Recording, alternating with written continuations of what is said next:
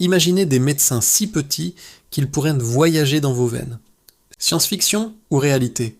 Des scientifiques ont déjà réussi à créer des robots de la taille d'une cellule sanguine. Ces micro-robots pourraient un jour révolutionner la médecine en livrant des médicaments directement aux cellules cancéreuses ou en réparant des tissus de l'intérieur sans la moindre cicatrice.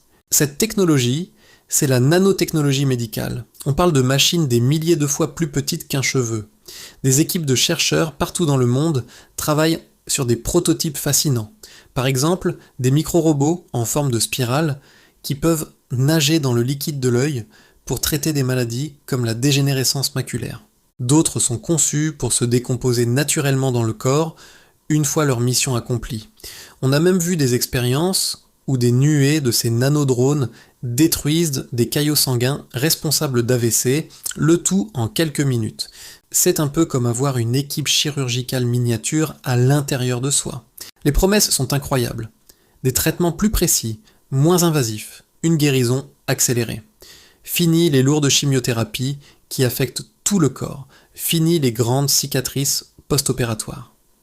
Mais cette avancée spectaculaire soulève aussi des questions vertigineuses.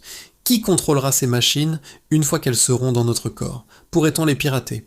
Comment garantir que ces technologies ne seront pas utilisées à des fins de surveillance ou de contrôle? L'idée d'avoir des robots autonomes dans notre sang est à la fois excitante et un peu effrayante, n'est-ce pas? La frontière entre la guérison et l'intrusion est plus mince que jamais. Seriez-vous prêt à les laisser entrer dans votre corps? Dites-moi ce que vous en pensez dans les commentaires, et si ce sujet vous passionne, abonnez-vous pour ne rien manquer de nos prochaines explorations. À très bientôt.